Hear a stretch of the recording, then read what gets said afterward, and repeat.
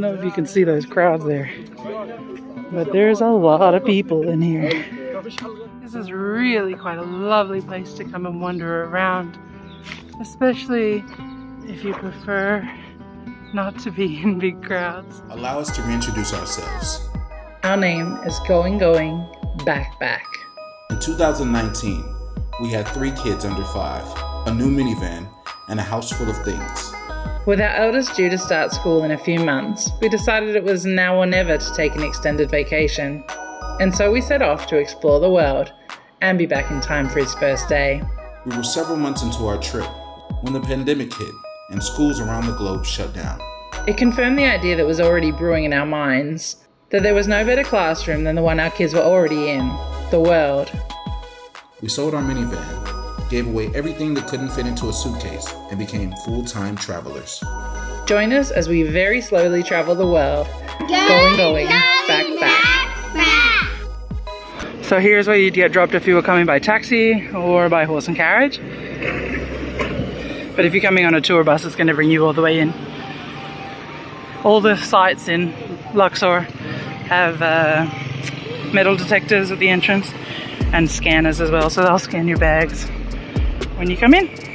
As you walk in through the car park, you're going to see a bunch of vendors. This is where you'll pull in if you're coming in with a tour group. You'll also find some restrooms here. They'll want 5 Egyptian pounds for you to go to these. They'll theoretically keep them clean and give you some toilet paper or tissue. A few restaurants if you want to grab something before you go in or after you come out. The exchange rate for the Egyptian pound to the US dollar and the euro is highly in the favor of the dollar and euro. Some of the ticket prices have gone up a bit in reflection of that, but actually they're still less expensive than they used to be. So you see it's 220 Egyptian pounds for an adult, 110 it says for a student, but you do have to have an international student card for that and be under 30 years old. But that's also the price, that 110 for children from 6 and up. Children 5 and under are free. This is the office where you'll come and get a Luxor pass, if you want to get the Luxor pass to be able to go to some of these sites for one fixed price. These are the recreations of the sacred barks that were used in the modern opening of the Avenue of the Sphinx. The ancient barks were used to transport the idols of the gods between Karnak and Luxor Temple. And when they opened the Avenue of the Sphinx, they made these recreations and had people carry them all the way down from Karnak Temple to Luxor Temple. There's a really cool model of Karnak Temple. It includes the main Amun Temple, the Sacred Lake, and the Khonsu Temple as well. You can see the pylons or gates in the positions that they were originally in. They're all in various states of repair now, or disrepair. But most of them are still there in some form. So you can see there are 10 pylons in the Amun-Ra temple. And then there's also the Temple of Khonsu, the Avenue of the Sphinxes, and there is the Temple of Mut, who is the wife goddess of Amun, but her temple is in a really bad state of disrepair. It does require an extra ticket. It's only a couple of dollars, and of course it's worth seeing if you have the time, but it's not in good shape. Whereas the Amun temple, as you can see, is in pretty phenomenal shape, considering it's 3,000 to 4,000 years old. So when I arrived, I thought, oh, it's not so busy for being 9:30 in the morning. I don't know if you can see those crowds there, but there's a lot of people in here.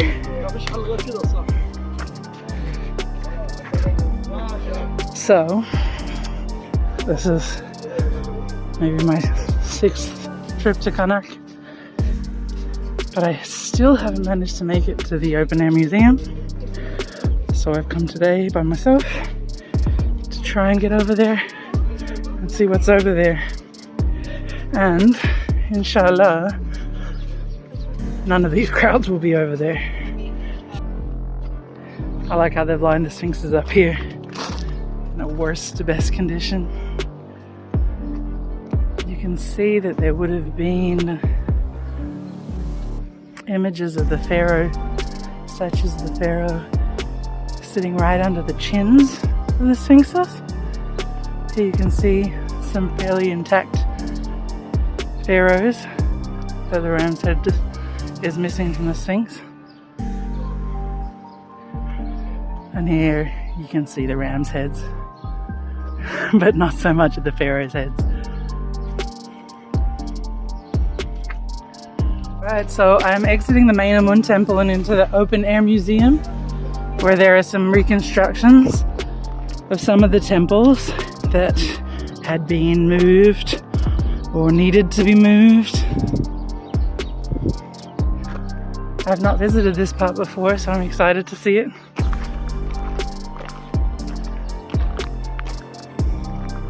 You can see we're on the outside wall of the temple, which also is highly decorated in part.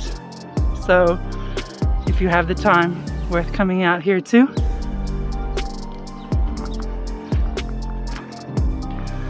I think I'm gonna need to pull out my guidebook for this part. There is some great signage around Karnak, but I don't know that I see anything in this particular section. I'm gonna take a seat on this bench and get out my guidebook. So this is the guidebook that I rely on a lot here in Luxor. It's called The Illustrated Guide to Luxor Tombs, Temples and Museums by Kent Weeks.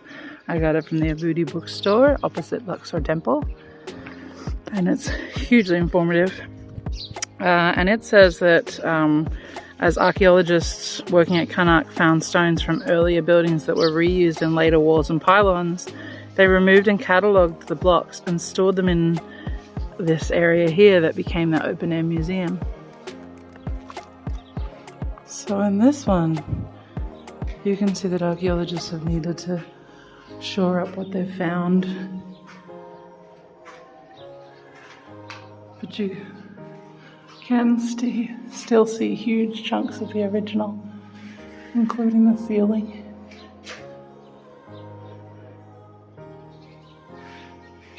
So you can see there's a lot of blocks that they found still engraved with carvings, but without enough of them or without knowing where they're from. They put them here on display in the open air museum. It looks like we're coming to where the most intact buildings that they've reconstructed are. Let's take a look at those. So one of the amazing things is the sheer volume of statuary that was made in ancient Egypt, which is surely why we still have enough to be able to enjoy and admire all these thousands of years later. These temples were just lined with them, and when they were done with one set and wanted to create a new set, they would sometimes bury them. So here at Karnak Temple, they actually found a huge cache of statues in fantastic condition because they had been buried for a huge expanse of time and protected from the weather in that way. I don't know if you can see the scale of this wall here, but we've got one king or another holding the heads of his enemies, gripping them by the hair. There is some signage over here, so let's have a look and see what this is. So this is art of full gate of Amenhotep IV, later Akhenaten, from the front of the third pylon. So I guess that's his hand, gripping the heads of his enemies. I don't know if it's possible to really understand the scale of this wall, but here's me, and here is the wall. It towers over my head several times. I think it says it is more than, or was more than 15 meters high. What still exists is 13 3/4 meters high. So massive. And the whole thing is a great big depiction of just one scene, smiting the enemies of Egypt, which was apparently quite a rare scene to see under the reign of Akhenaten. But when he was Amenhotep IV, I guess he was still smiting enemies rather than hanging out with the queen and his daughters. So I am personally quite a fan of vultures. I think that they might be my favorite birds. Watching them fly overhead is like nothing else. That wingspan is just incredible. So it's a bit of a vindication that they were so cherished in ancient Egypt. So we are coming up to the White Chapel of Senuseret I. So this was one of the first of its kind that the archaeologists found. They found the bricks inside the pylons, finding one brick at first and then more and more, until they had enough to reconstruct the temple. And again, you can see that the carvings are incredibly well preserved because they weren't subject to the weather. They were hidden inside the gates, inside the pylons. So they're really in very beautiful condition. Look at these voluptuous women here. It's quite cool to see here the different sizes of the women. You often hear about how inaccurate, well, not inaccurate, but how generic the depictions of people are in ancient Egypt. But I like seeing these voluptuous women here in the White Chapel of Senuseret I at Karnak Temple. You can still see little dashes of color along the ceiling. Oh, look at this. Look how beautiful these are. You can see here, this phallic symbol is still intact. We're around Egypt. The Christians and Romans were not at all pleased with them, nor were the French, and they took it upon themselves to try and erase a lot of these phallic symbols.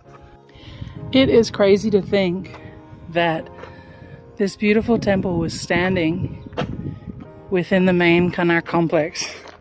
And then later pharaohs came along and said, you're in my way.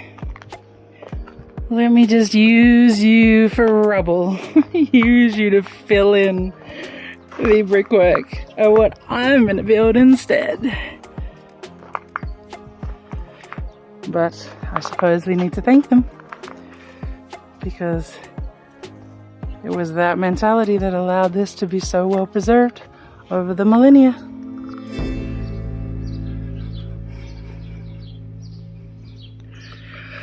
I'm inside the White Chapel of Senuseret I.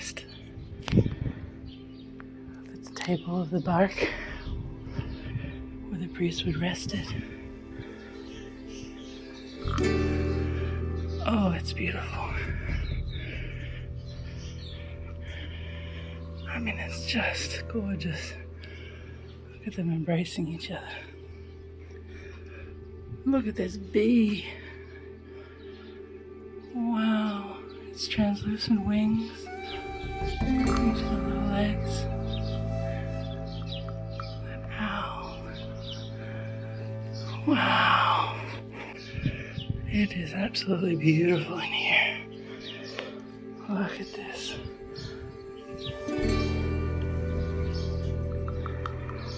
his kilt. Beautiful. Just absolutely stunning.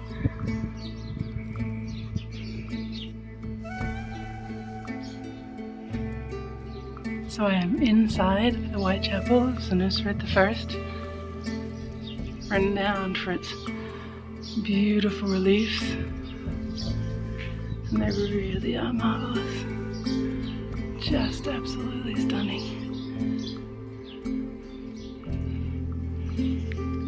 I love Egypt. Look at that embrace.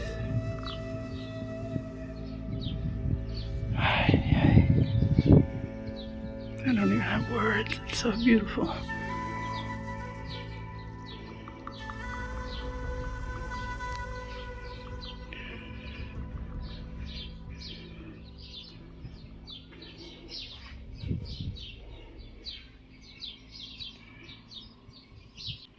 You can really see in this beautiful sunlight how amazingly preserved these are.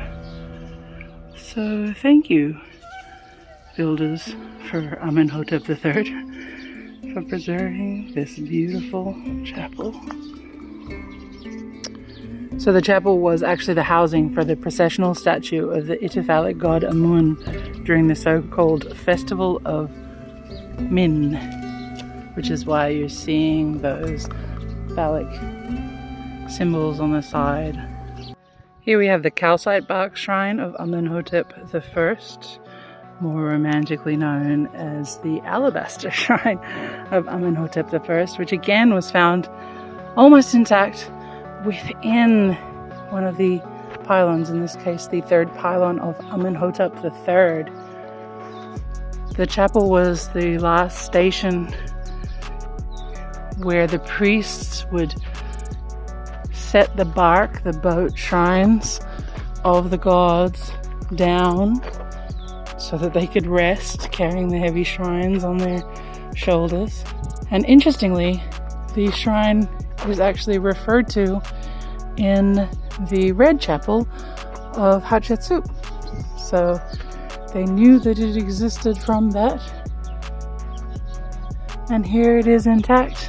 It was very rare to find alabaster in this size, stone pieces in the size necessary to construct this chapel. So it would have been quite an undertaking, and quite an expensive undertaking, to construct this chapel. It's beautiful. You can see the texture of the calcite of the Egyptian alabaster. Beautiful colors that it has naturally in the stone. This is really quite a lovely place to come and wander around, especially if you prefer not to be in big crowds. You can hear the birds singing in the trees. There's some shade trees, some benches to sit on and admire the beautiful chapels. And it feels like you're exploring, you know, which is a hard feeling to capture when you're in a crowd of thousands. I try actually to avoid filming people too much, so sometimes you might not be able to tell from the videos just how many people are around, but as you can see as I spin around here, my only company right now is some very persistent flies.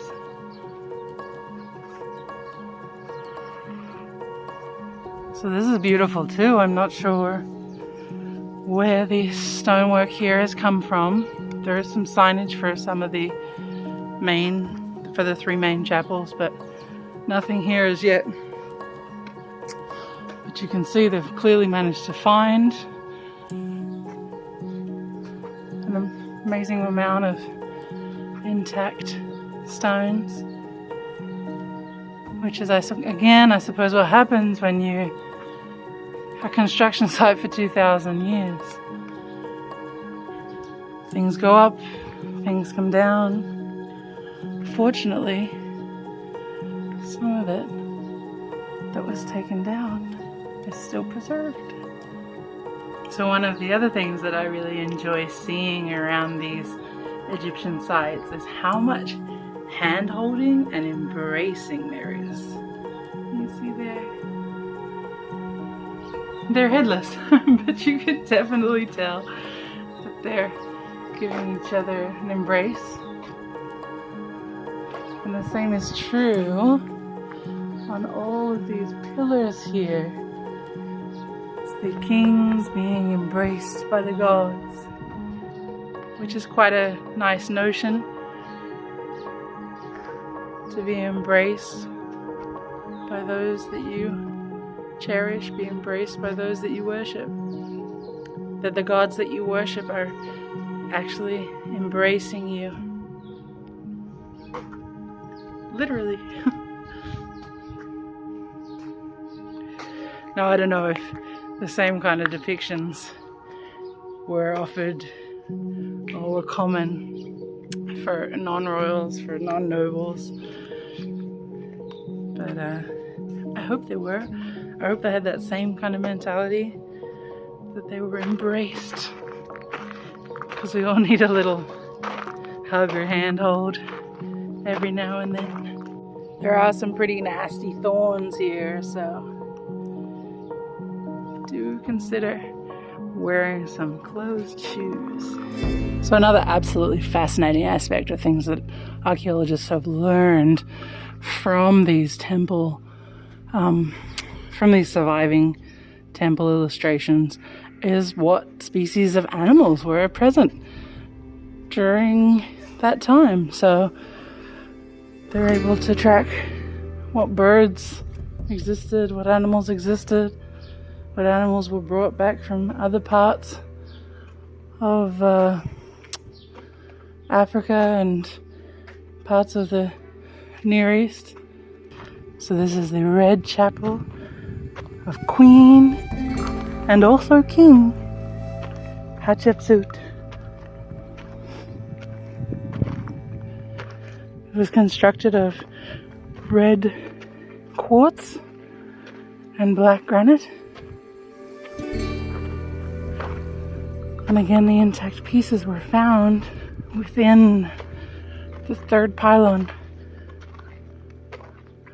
of the Amun Temple of Karnak, which allowed them to be preserved.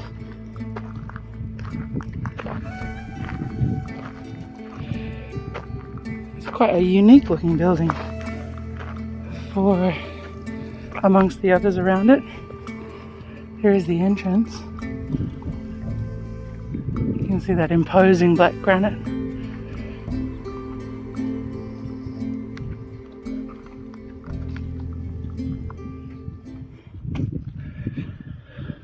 And inside, you can see here, these were held water for purification. And so down in the ground there, that allowed the water from the purification rituals to drain away. And if you use your imagination, you can imagine priests, ancient Egyptian priests using this space. Queen Hatshepsut being in this space. It's beautiful. Well worth a little side trip from the main areas of Karnak to come over to the open air museum to see these beautiful buildings.